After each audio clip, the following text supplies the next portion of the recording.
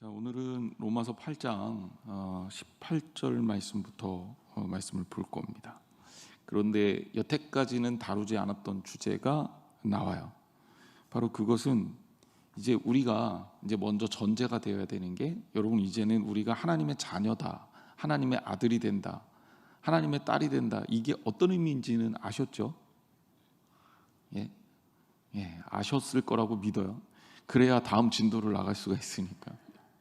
우리 신앙적으로 우리가 늘 안다 그러는데, 이제 교인들하고 이렇게 오랫동안 목회를 해보면 교인들이 많이 들어요. 오랫동안 들었기 때문에 모르는 건 아니에요.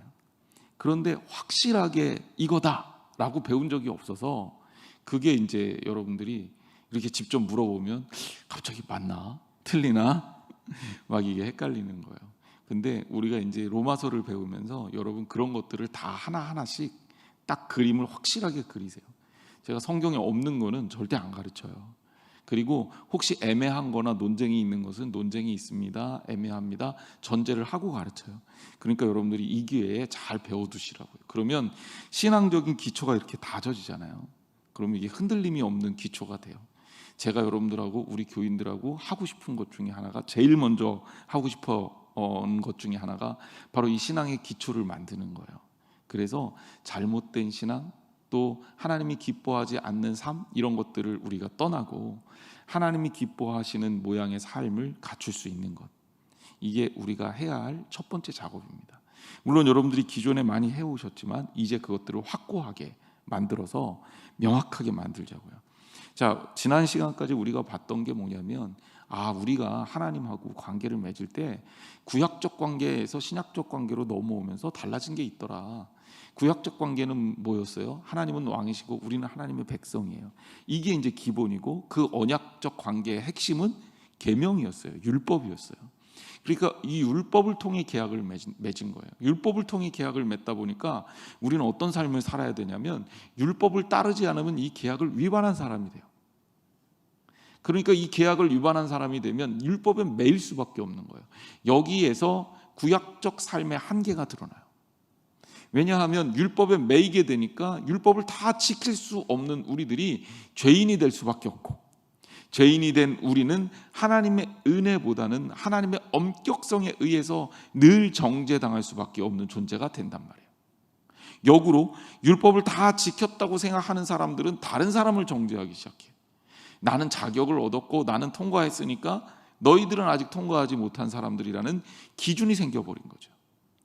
그래서 예수님께서 이 율법으로 구원받는 것이 아니다라는 것을 다시 한번 말해줘요. 왜? 율법은 구원할 수 있는 힘이 없어요. 율법은 좋은 것이고, 율법은 교인들로 하여금, 성도로 하여금 우리의 죄를 깨닫게 하는 것이지만, 그래서 그것이 필요한 것이지만, 그럼에도 불구하고 이 율법으로는 우리가 구원을 받을 수 없어요. 그래서 율법의 조항을 지킴으로 우리가 구원받는 게 아니라 예수 그리스도를 믿는 것이라는 것, 새로운 길을 내셨단 말이에요. 그래서 예수님이 나는 길이요 진리요 생명이니 라고 얘기하셨죠. 예수님과 맺은 언약은 어디에서 비롯됐습니까? 예수님께서 십자가에서 죽으심, 갈보리 언덕, 골고다 언덕에서 비롯됐어요. 예수 그리스도의 십자가의 피 흘리심을 통해 우리는 예수 그리스도를 통해서 구원받는 새로운 길을 연 거예요. 여러분, 길을 한번 열면 그 길은 그 이후에는 계속 다닐 수 있잖아요. 제가 최근에 그 월드컵 대교에서 서부간선도로 지하로 이렇게 뚫어갖고 기사가 났었죠. 하여튼간 그런 게 생겼어요. 그 길이 생겨갖고 서부간선도로가 늘 막혔거든요. 근데 최근에 한번 그리로 지나가니까, 이거는 물론 차가 많을 땐 거기도 막히겠지만 훨씬 빨라졌어요. 너무 편해졌어요.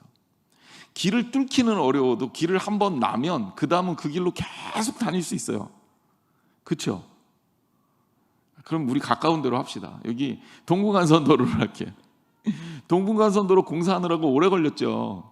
그렇죠? 최근에 내려오는 길 말은 좀 많고, 상계동 쪽에서는 막힌다고 이제 좀 출입구 때문에 스트레스를 얘기했지만, 그래도 이 길을 이용하는 사람들 입장에서는 이 길이 한번 뚫리니까 좀 훨씬 수월해졌잖아요. 그러니까 길이라는 게 그거예요. 한번 길이 나면 그 다음에 뒤에 오는 사람들은 별다른 어려움 없이 그 길로 계속 갈 수가 있어요. 예수님이 우리에게 길이 되신다는 의미는 바로 예수님께서 길을 내신 거예요. 어디까지 길을 내셨냐면 예수 그리스도의 십자가를 통해서 하늘나라까지 길을 쫙 내신 거예요.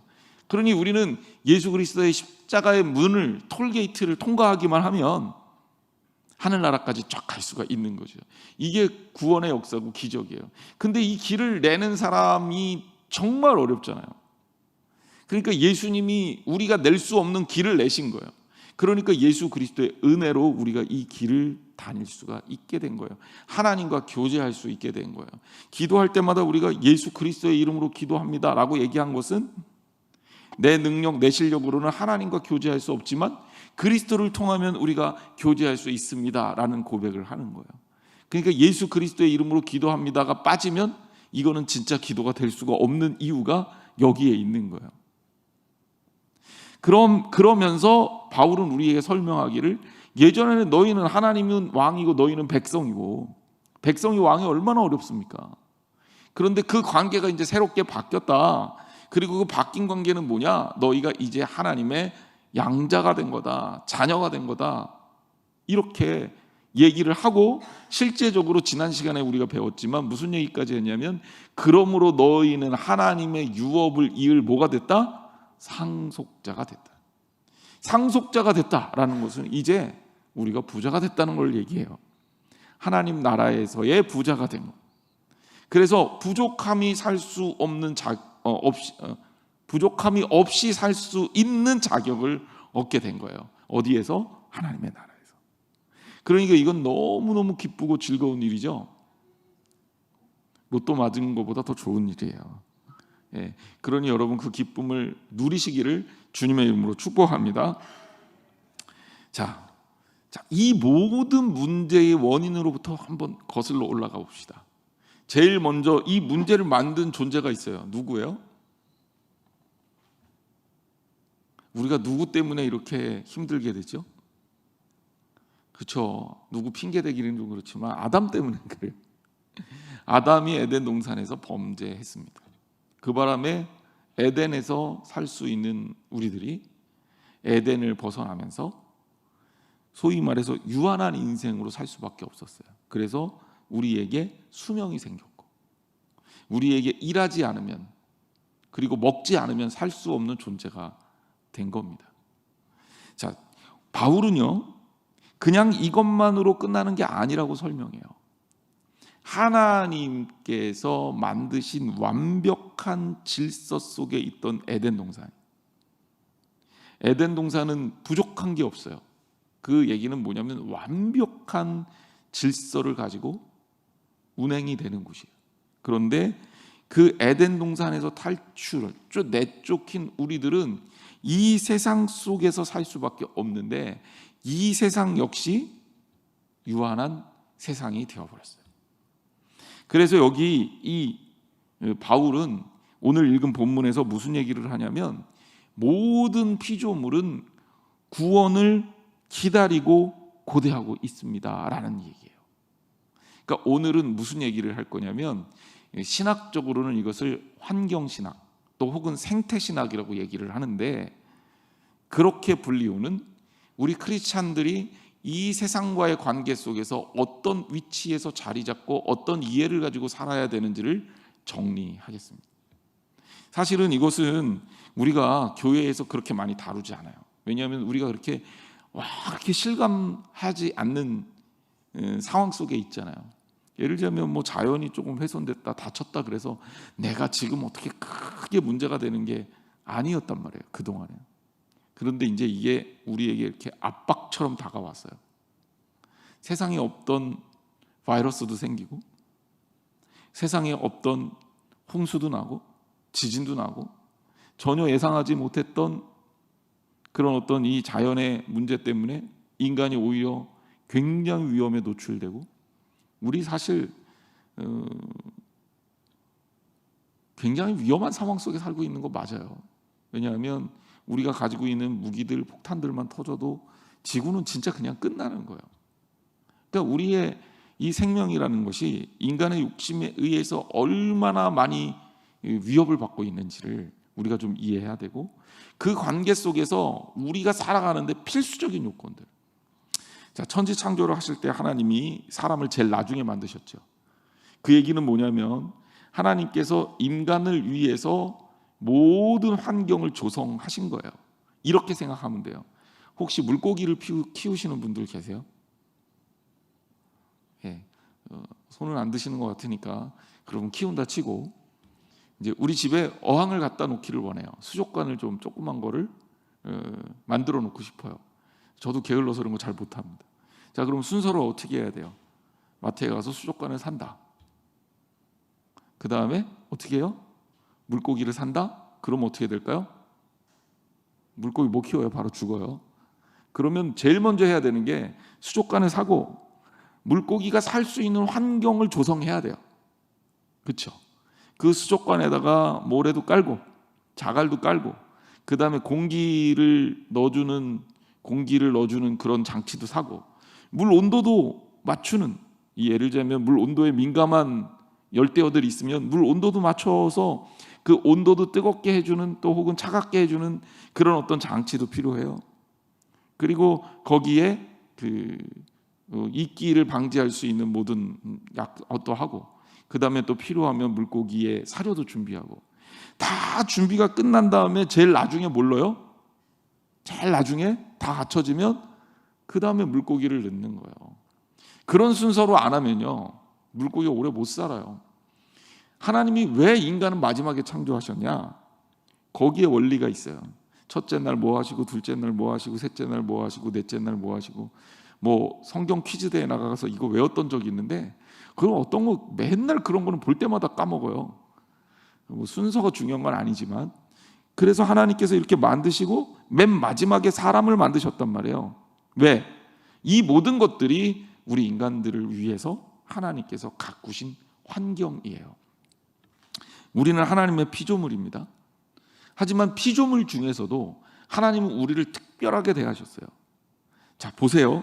다른 피조물은 말씀으로 창조하셨어요. 있으라 그랬는데 다 있었어요. 그렇죠? 저 태양이 그렇게 위대해 보여도 있으라, 빛이 있으라 그랬더니 빛이 있었어요. 하나님께서 세상을 창조하실 때 가장 공을 들인 존재는 태양도, 달도, 땅도, 바다도 아니고요, 사람이에요. 사람은 어떻게 만드셨어요? 하나님이 흙을 가지고 빚어요.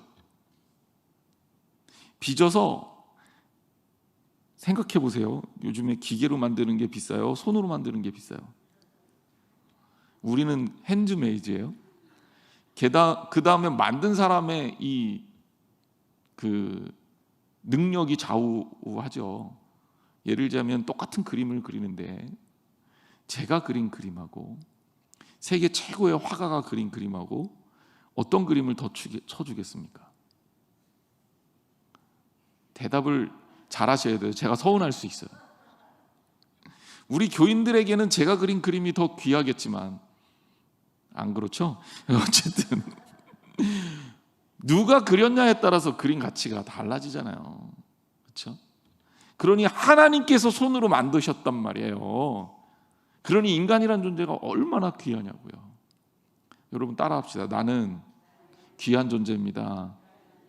그래요. 여러분은 세상에서 가장 귀한 존재예요. 왜? 하나님이 만드셨잖아요. 그것도 그냥 만든 게 아니라 빚으셨어요. 아예 목사님 흙으로 만들었으니까 별거 아니네요. 아니, 흙이 중요한 게 아니라니까. 뭘 가지고 만들든 누구 손에 의해서 만들어졌느냐가 훨씬 더 중요해요. 그러니 우리가 얼마나 귀해요. 하나님한테 하나님 왜 이렇게 만드셨어요? 라고 따지지 마세요. 왜냐하면 그것 자체가 너무나도 귀하거든요.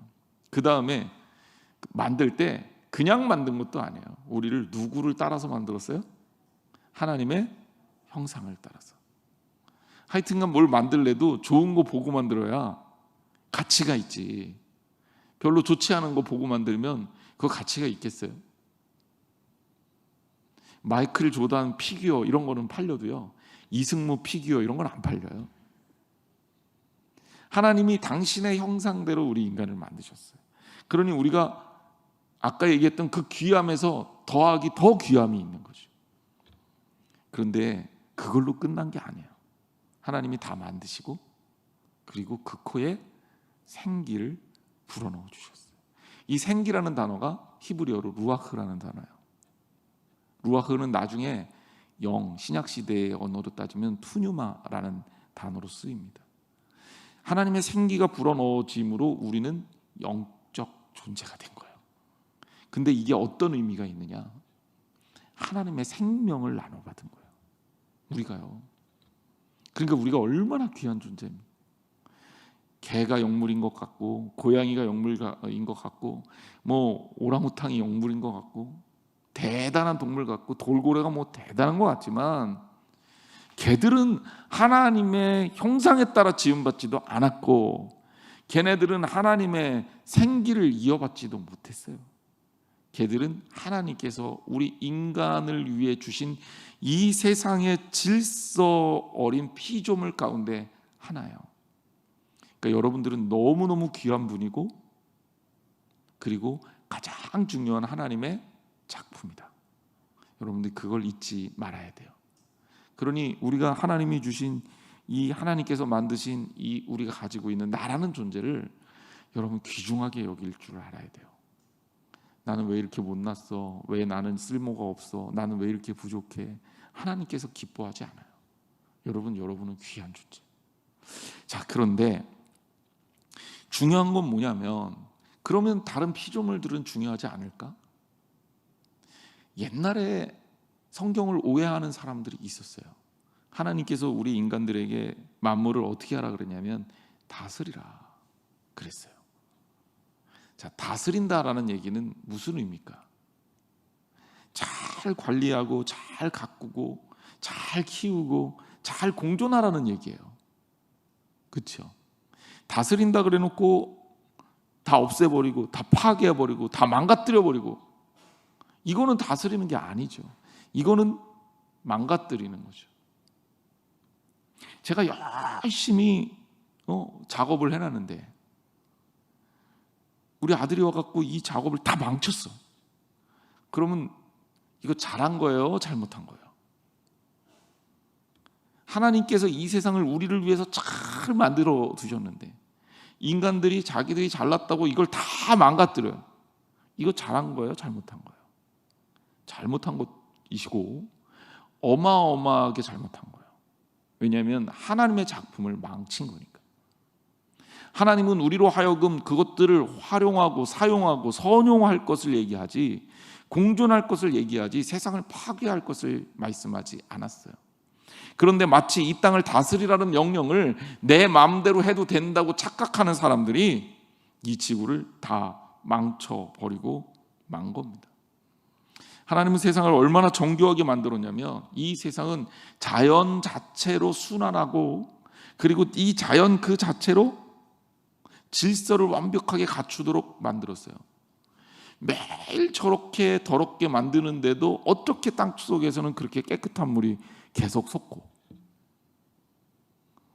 그리고 우리가 정수기 사용해서 정수를 하지만 하나님께서 이 자연적으로 흘러내리면서 비가 내려서 계곡을 타고 이 물, 자갈, 모래 이런 것들을 스쳐나가면서 이 자연적으로 정수되면서 물이 흐르는 이런 것들은 따라갈 수가 없거든. 그러니까 이런 것들에 담겨진 의미가 뭐냐면 하나님께서 이 땅을 완벽하게 하나님의 질서 가운데 두셨다는 거죠. 그리고 이 질서가 우리 인간들이 공존하기에 아주 적합한 그런 땅으로 하나님께서 우리에게 선물처럼 주신 거예요. 마치 어항을 만들고 그 어항에 물고기를 넣는 것처럼 말이에요. 그런데 문제는 뭐냐면 인간이 이걸 다 망가뜨려요. 파괴함. 인간이 과학이라는 이름으로 개발하는 수많은 물질들이 이 땅에 없는 물질들을 개발하기 시작해요. 그러니까 하나님이 주신 여러 물질들이 있어요. 예를 들자면 나무는 나무 그대로잖아요. 이 나무를 깎아서 뭔가를 쓴다. 이거는 오염을 안 시켜요. 문제는 이걸 갖다가 막 변형을 시켜서 화학적 변화를 일으켜서 물건을 만드는 거죠. 이제 대표적인 게 플라스틱 같은 거죠. 그럼 이 플라스틱은 원래 지구상에 없던 거잖아요. 땅을 캐봐요. 플라스틱이 나오나? 우리가 버린 거 빼고. 안 나오죠. 그럼 이 플라스틱은 뭐냐? 지구의 질서에서 감당해낼 수가 없어요. 그러면 소위 말해서 우리들이 문제를 일으켰으면 우리들이 책임을 져야 되는데 우리 인간들은 책임을 지지 않고 계속 버립니다. 동물들은 우리가 살면서 계속 맛있다고 무엇 하나 잡아먹기 시작하고 사냥하기 시작하면 멸종당하기 시작해요. 수많은 동물들이 멸종당합니다. 그런데 여기에서 오는 이것들이 우리를 정말로 두렵고 무섭게 하는 것들이거든요. 여러분, 질서는 아주 정교한 균형 속에서 이렇게 돌아가게 돼 있어요. 그런데 이 고리가 하나가 딱 깨지면 그러면 이거 딱 멈추고 안 돌아가거나 아니면 엉뚱한 결과를 만들어내요. 이 엉뚱한 결과를 만들어내는 게 우리가 살아가는 환경을 더욱더 위협적으로 만드는 거죠. 기상이변이라는 말을 씁니다. 여기저기 올해 물폭탄이 어마어마하게 떨어졌어요. 비 안 오던 데서는 비가 갑자기 막 쏟아지고, 비가 안 왔던 데니까 당연히 이 시설 자체가, 하수 시설 자체가 제대로 안 돼 있겠죠. 그런데 비가 쏟아지면 그냥 홍수가 나는 겁니다. 뉴욕에 얼마 전에 홍수 나서 뉴욕 지하철 다 물에 막 갇힌 거 보셨잖아요. 왜 그러냐면 그렇게까지 비가 쏟아졌던 적이 없거든요. 근데 쏟아지는 거예요. 그럼 왜 쏟아졌냐? 뭐 때문에 그렇게 비가 많이 오냐? 과학자들도 이게 머리가 아픈데, 추측하건대 인간들이 이 자연의 질서를 깨뜨렸기 때문이다. 그러면서 우리들이 만들어 놓은 이 어마어마한 문제에 대한 책임을 우리 공동체가 겪고 있는 거죠. 가슴 아프고 힘들고 때로는 어렵게 말입니다.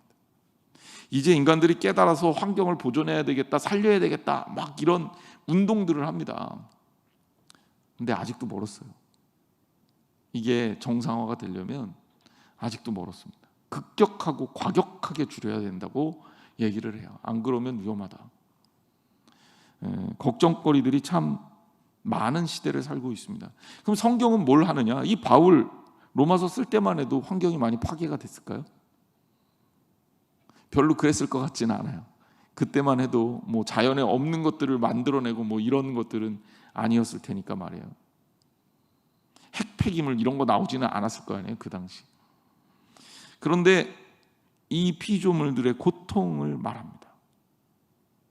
18절 말씀 볼까요? 생각하건대 현재의 고난은 장차 우리에게 나타날 영광과 비교할 수 없도다. 자, 일단 이 말씀은 우리 전체를 나타내는 거예요.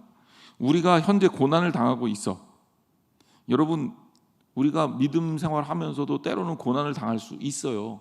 고난이 없는 게 크리스찬의 삶이 아니에요. 고난을 이기는 게 크리스찬의 삶이에요. 고난을 극복하고 하나님 나라를 바라보는 것이 우리의 삶이지, 고난이 없고 우리는 맨날 좋다, 이게 크리스찬의 삶이 아니에요. 물론 될 수 있으면 피하고 싶고, 때로는 여러분 어려운 문제 있으면, 그리고 감당 못할 것 같으면 그렇게 기도하는 것이 죄는 아닙니다. 예수님도 이 잔을 내게서 옮기옵소서 기도했잖아요. 하지만 중요한 건 뭐냐면 하나님의 뜻이면 그 어쩔 수 없는 것이고, 어쩔 수 없는 것이랑 우리가 받아들이고 이기는 거예요. 이게 신앙이다.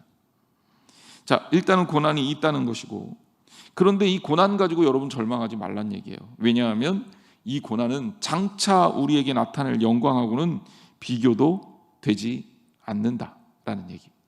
이 땅에서 우리가 한계성 속에 사니까 한계적인 유한한 존재일 수밖에 없지만, 하나님께서는 우리의 한계성을 넘어서 역사하시는 분이고, 하나님께서 준비하신 우리의 고난 이후는 우리 지금 당하는 이 고난하고는 비교할 수도 없다. 이 땅에서 가장 좋은 것, 그 가장 좋은 것의 한계를 다 넘어선다. 그러니 말로도 설명할 수가 없겠죠. 여러분, 그 나라를 희망하고 바라보는 그런 존재가 우리들이라는 사실을 여러분 기억해야 합니다. 자, 19절 말씀. 19절에 그러면서 바울이 무슨 얘기를 하냐면, 피조물이 고대하는 바는 하나님의 아들들이 나타나는 것이니. 자, 고난 이야기를 하면서 피조물로 연결해서 피조물이 고대한다라고 표현해요. 피조물이 고대한다라는 얘기는 피조물이 고통 가운데 있다는 얘기입니다. 인간만 고난을 받는 게 아니라 이 땅에 있는 다른 피조물들도 고통 가운데 있다는 거예요. 제가 어렸을 때 읽었던 동화인데요, 그런 동화를 보고 참 가슴이 아팠어요. 이게 뭐지? 그런 생각이 아직도 들어요. 토끼가 있었어요. 토끼가 너무 착한 거예요. 너무 착해서 풀을 뜯어 먹어야 되는데 풀이 너무 아플 것 같아. 그래서 이 토끼가 계속 풀을 못 먹어요. 그러면서 계속 마르는 거예요. 그 토끼가 풀을 바라보고 너무 가슴이 아프고 이거를 먹을 수가 없으니까 너무 말라가면서 죽어가니까 토끼가 하나님 저 어떻게 해야 돼요? 그럴 때 하늘에서 빗방울이 뚝 하고 떨어졌다. 그 빗방울은 하나님의 눈물이었다. 그런 어떤 동화를 제가 읽은 기억이 있습니다. 여러분, 그 상황을 우리가 어떻게 이해해야 될까? 저 어린 시절에 그걸 읽으면서 물론 동화지만요, 어쩔 수 없이 죄를 짓게 되는 우리 인간적 존재를 생각했어요. 하나님 마음이 어떠실까? 근데 토끼보다 더 마음 아파하시는 하나님을 발견한 거죠. 그럼 그런 문제가 왜 생깁니까? 인간이 만들어 놓은 죄의 결과라는 거예요. 토끼도 잘못이 아니고 뜯기는 풀도 잘못이 아니죠. 서로 토끼를 잡아먹는 사자나 호랑이라 있다 하더라도 그 친구들 잘못이지 아니죠. 하나님 나라를 설명하면서 이사야서에 보면 사자와 어린 양이 함께 뛰놀고 독사에 손을 넣어도 물지 않는 그런 세상을 말하잖아요. 우리가 살아가는 이 환경 속에는 어쩔 수 없이 겪게 되는 우리가 가지고 있는 자연 속에서 만드는 여러 가지 문제가 우리들에게 있습니다. 피조물의 질서 회복은 사람의 회복과 관련이 있습니다. 못 쓰는 땅에 쓰레기들을 지금 막 매립하고 때로는 이것을 태워서 소각하고 그러면서 우리가 만들어내는 수많은 쓰레기들을 처리하고 있지만 이거는 또 다른 환경 문제로 지금 만들어지고 있는 거죠. 사람들이 먹는 것이 풍성하지 않다고 생각해서 사실은 지금 지구상에 수많은 먹거리들이 넘치고 있는데, 그래서 많은 음식들이 버려지고 있는데 한쪽에서는 굶어 죽어가고 있잖아요. 이 비극이 일어난 사회를 살면서 인간들이 더 많이 만들어내려고 유전자 조합을 해서 그래서 농산물을 만듭니다. 좋다 이거예요. 유전자 조합 농산물, GMO죠. 좋죠. 그래서 소산이 많아지고 때로는 씨도 없는 그 과일들이 생기고 다 좋은데 이걸로 인해서 생기는 부작용, 위험성 이런 것들은 검증이 안 돼요. 그러니까 우리가 그 문제를 잘 인식하고 뭘 하더라도 해야 되는데 사람의 욕심과 탐욕은 그걸로 인해서 생기는 문제에 대해서 아무도 책임을 지지 않는다는 거예요. 선진국들이 요새 환경 문제를 굉장히 깊게 다루면서 그리고 이 개발도상국들을 압박하고 있습니다. 근데 억울한 거 개발도상국 입장에서는 지구 환경을 오염시킨 사람들은 누굽니까? 이제 막 개발하려고 하는 그런 개발도상국 사람들이 아니라 수많은 경제적 부를 가져가고 가난한 나라를 대상으로 착취했던 선진국들이 사실 이 지구의 오염을 다 시켜놓은 거거든요. 자기들은 쓸 때까지 다 쓰고 그리고 나서 너희들은 하지 말라 그러니까 억울하잖아요. 그러니까 이제 그런 거 신경 안 쓰고 우리는 환경 신경 안 쓰고 그냥 우리 마음대로 할래. 그러면서 중국에서는 어마어마한 오염물질을 만들어내는 거죠. 우리가 살고 있는 이 땅에 질서라는 것을 부여하신 하나님의 질서가 있음을 여러분 기억해야 합니다. 그리고 우리가 그 질서 속에서 그 질서를 깨뜨리는 인간들의 죄성을 인식해야 돼요. 나도 모르게 짓는 수많은 죄들이 거기에 담겨 있을 수 있다는 거예요. 하나님이 만드신 작품을 망치면 하나님께서 기뻐하지 않아요. 군에서 군인들을 면담하면서 군대에 가면 그렇게 죽고 싶은가 봐요. 요즘 군인들은 조금 많이 행복해 하던데 그때 군 생활했던 애들은 굉장히 힘들었던 게 사실입니다. 그래서 면담을 하면 죽고 싶어 하는 애들이 많아요. 그래서 그들을 설득하면서 제가 늘 했던 얘기가 있습니다. 넌 하나님께서 만드신 거다. 너 함부로 손대면 큰일 난다. 너 귀한 거, 너라는 존재는 너무나도 귀한 존재다.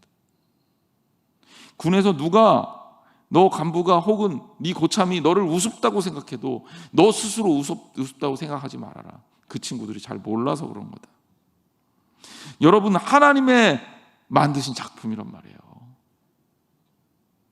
그러면 나도 귀하지만 하나님의 다른 작품도 귀하게 여길 줄 알아야지. 어쩔 수 없이 우리가 이 살기 위해서 이용해야 되고 활용해야 되는 것들이 있어요. 그거 어쩔 수 없어요. 하지만 그 어쩔 수 없는 것들을 좀 더 질서 가운데 되돌리기 위해서 노력하는 것들은 기독교인이라면 당연히 해야 되는 거예요. 8장 20절 말씀 보세요. 피조물이 허무한데 굴복하는 것은 자기 뜻이 아니요 오직 굴복하게 하시는 이로 말미암음이라. 자, 피조물은 인간을 위해서 창조된 존재예요. 그런데 이 피조물이 굴복해. 허무한데 굴복해. 허무한데 굴복한다는 얘기는 인간이 죄를 지으면서 스스로의 가치를 떨어뜨리고 스스로의 이 어떤 삶을 망가뜨렸잖아요. 그러면서 피조물들에게 영향을 줘요. 그리고 피조물들도 어쩔 수 없이 그 인간의 타락에 영관을 받습니다. 창세기 3장 17절 말씀, 18절 말씀을 보면 그렇죠. 아담에게 이르시되 내가 내 아내의 말을 듣고 내가 내게 먹지 말라 한 나무의 열매를 먹었은즉 땅은 너로 말미암아 저주를 받고. 자, 땅이 죄가 있나요? 땅이 죄가 있는 게 아니에요. 근데 땅이 누구 때문에 죄를 받아요? 아담 때문에 저주를 받아. 그리고 너는 내 평생에 수고하여 그 소산을 먹을 것이다. 관계가 이렇게 바뀌어버린 거예요.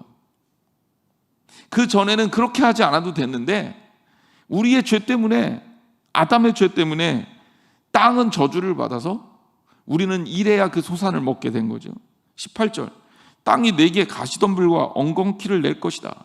내가 먹을 것은 밭의 채소인즉 이라고 얘기합니다. 저는 사실 이 성경 말씀을 보면서 과연 그냥 이렇게 자연이 주는 것들 속에서 때로는 가시덤불과 엉겅퀴를 낸다는 의미가 뭘까 생각을 좀 했던 때가 있어요. 그런데 제가 그 창조에 대해서 공부를 하면서 그리고 또 이 물리학과 연관된 부분까지도 그냥 제가 뭐 전문적인 공부를 한 건 아니지만 책을 통해서 배우면서 인간이 이 질서라는 게, 인간이 만들어낸 이 죄라는 게 분명하게 있겠구나. 지구는 틀림없이 수명이 있고 망할 수밖에 없겠구나. 큰 틀에서 그 엔트로피의 법칙이라는 게 있더라고요. 그건 뭐냐면 그냥 이 지구는 가만두면 결국 무질서도가 계속 증가해서 결국은 망할 수밖에 없는 거예요. 그게 연력학 제2 법칙이래요. 엔트로피의 법칙. 그래서 그냥 무질서해지는 거죠. 질서에서 무질서로 나아가는 게 이 자연의 법칙이라는 거예요. 그러니까 그냥 두면 갑자기 질서가 생기고 이런 일은 없다는 거예요. 그러니까 이제 진화론이 담고 있는 가장 커다란 맹점 중에 하나가 바로 여기에서 이 지점에서 비판을 받더라고요.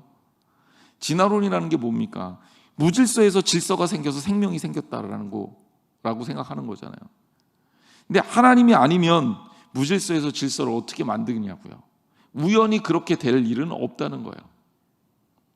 그래서 그냥 두면 그냥 두면 망가져. 그냥 두면.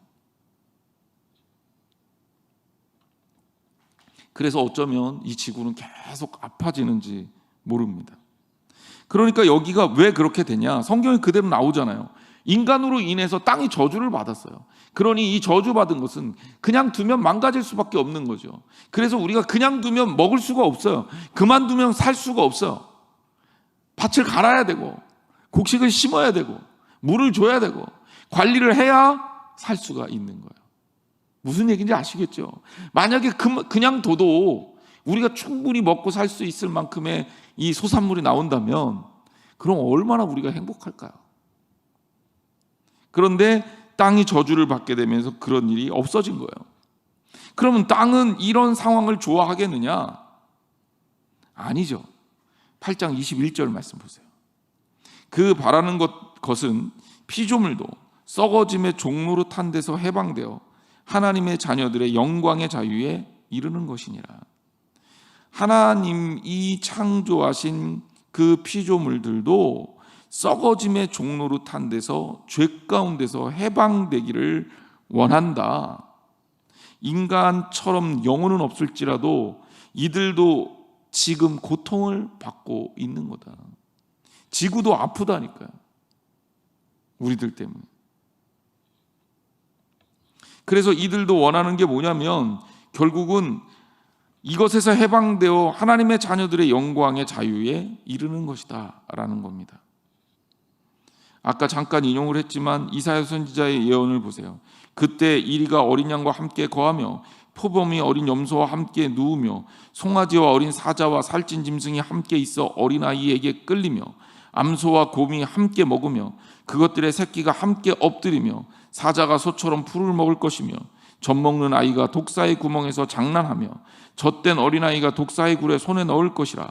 나의 거룩한 삶 모든 곳에서 해됨도 없고 상함도 없을 것이니 이는 물이 바다를 덮은 같이 여호와를 아는 지식이 이 세상에 충만할 것임이니라. 여러분, 그러니 우리가 이 땅에 사는 동안 우리가 함께 살아가야 되는 거예요. 우리 기독교인의 사명이 여기에 있습니다. 22절 말씀입니다. 피조물이 다 이제까지 함께 탄식하며 함께 고통을 겪고 있는 것을 우리가 아느니라 그랬어요. 피조물이 함께 탄식하며 고통을 겪고 있다. 왜? 우리가 이 땅에 살면서 너무 많이 망쳤거든. 사람이 너무 많이 망가뜨렸거든.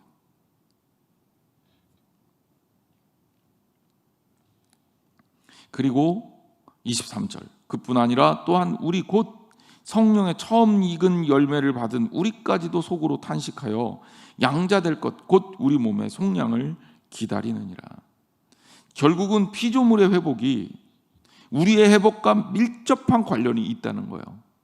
우리가 죄 가운데서 놓여지게 되면 피조물들은 정상적인 역할을 하게 되고 그 속에서 마음껏 우리가 평화와 행복을 누릴 수 있는 것이 하나님의 나라입니다.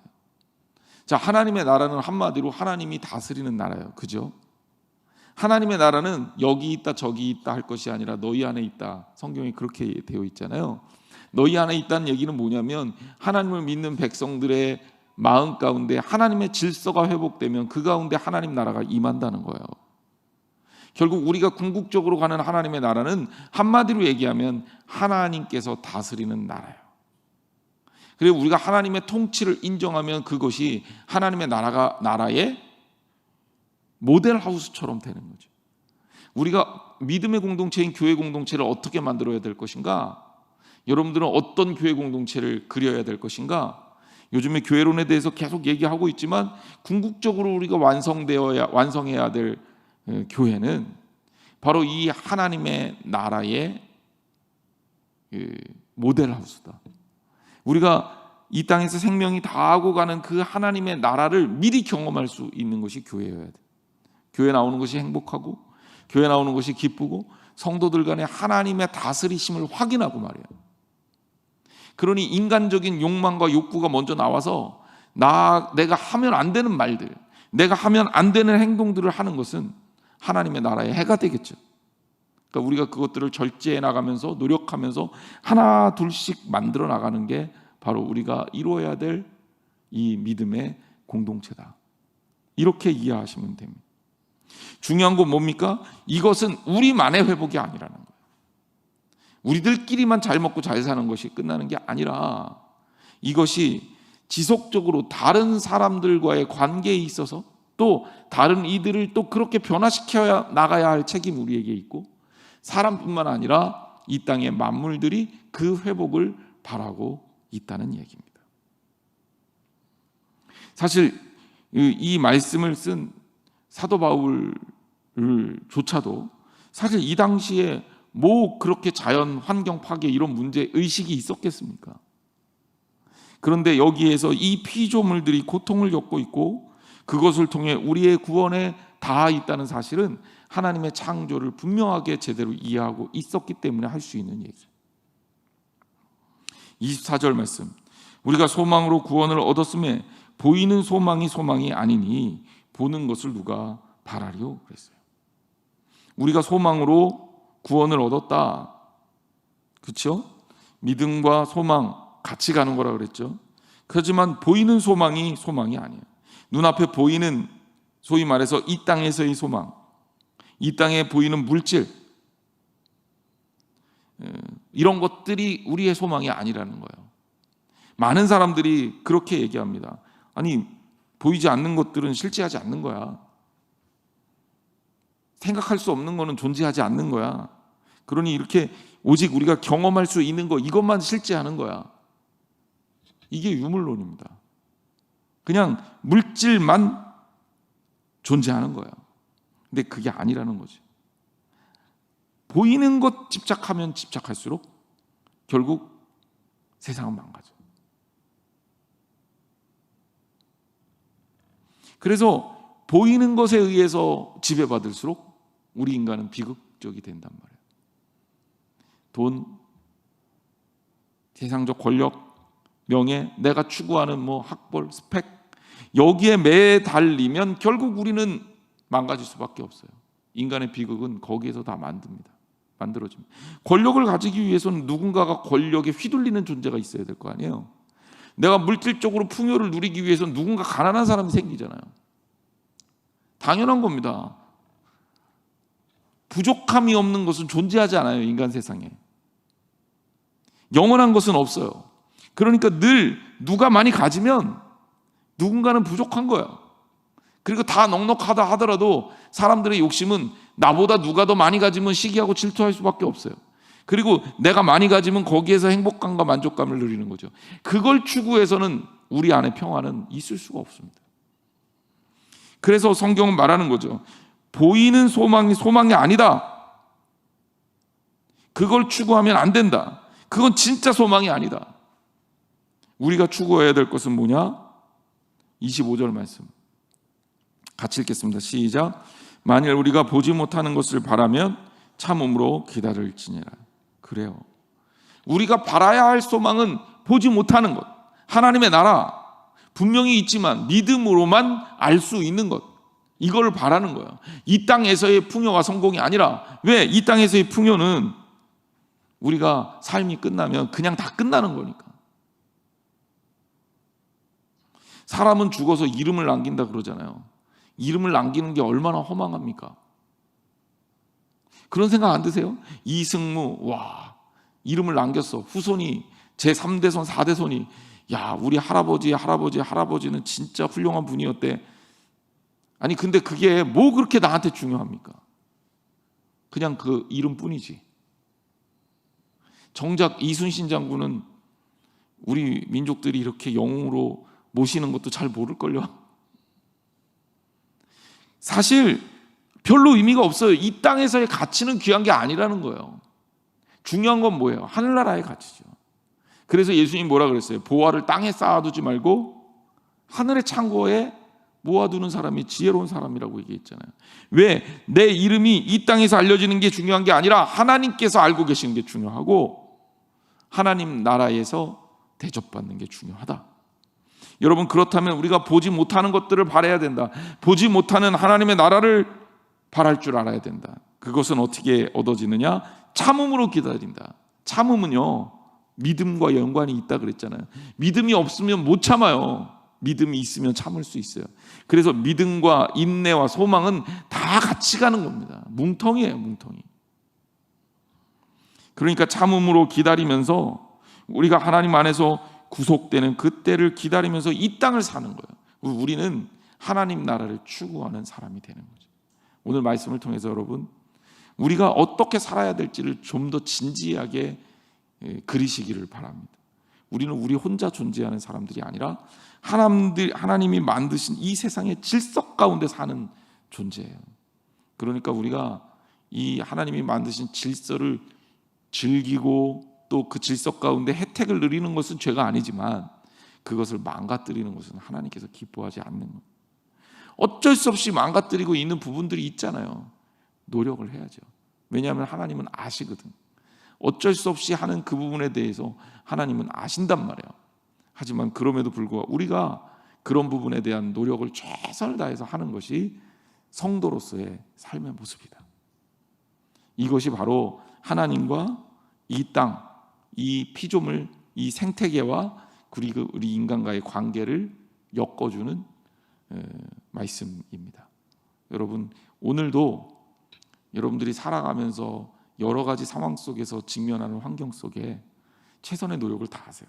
분리수거 더 열심히 좀 하시고, 환경도 좀 아끼시고, 어디 놀러 가면 잘 치우시고, 될 수 있으면 일회용품을 좀 줄여나가는 방법으로 하시고, 왜냐하면 그것이 하나님께서 만드신 이 질서를 더 아름답게 유지할 수 있는 방법입니다. 우리가 이 땅을 잘 다스려야 되잖아요.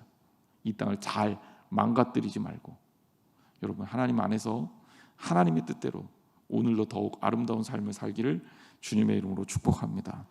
기도하겠습니다. 주님, 감사합니다. 오늘도 우리가 말씀을 통해서 하나님께서 우리에게 주시는 이 땅과 성도, 그리고 하나님의 나라에 대해서 생각해 보았습니다. 하나님 말씀을 들을 때마다 깊은 깨달음을 주시니 감사합니다. 이제 그냥 듣고 끝나는 것이 아니라 삶으로 이것을 제대로 만들어내는 저희들 되게 하여 주옵소서. 우리 크리스찬들이, 우리 한양제일교회 교인들이 더 애쓰고 노력하게 하옵소서. 나는 비록 별거 아닐지 모르지만 우리가 함께 마음을 모아서 하나님의 피조물들을 지켜나가고 잘 관리해 나갈 수 있는 지혜와 노력들을 할 수 있는 경건하고 아름답고 선한 하나님의 자녀들로 살게 하여 주옵소서. 또한 이 땅에 소망을 두지 않게 하옵소서. 오직 하나님 나라에 소망을 두게 하옵소서. 그래서 하나님 나라를 바라고 하나님 나라의 꿈을 꾸며 하나님 나라를 지향하는 저희들 되게 하여 주옵소서. 세상의 좋은 것들을 누릴 수는 있지만 세상의 좋은 것들의 종이 되지는 않게 하여 주옵소서. 예수님의 이름으로 간절히 기도했습니다. 아멘. 축도합니다. 이제는 우리 주 예수 그리스도의 은혜와 하나님 아버지 놀라우신 사랑하심과 성령님께서 이끌어 주시는 교제하심이 오늘 예배 가운데 하나님과 우리 그리고 하나님이 만드신 피조물들과의 관계를 다시 말씀을 통해 정리하고 마음에 다시 한번 각오하며 하나님 안에서 내가 귀한 존재구나, 또 하나님께서 만드신 귀한 피조물들을 잘 가꿔야겠구나라는 결심과 결단을 하는 사랑하는 성도들 머리 위에 영원토록 함께 하기를 축원하옵나이다. 아멘.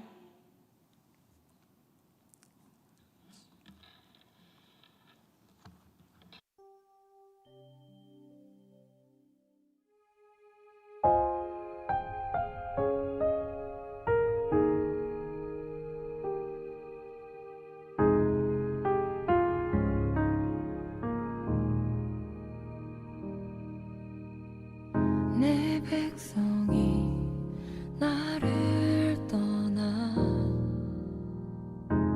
돌아섰지만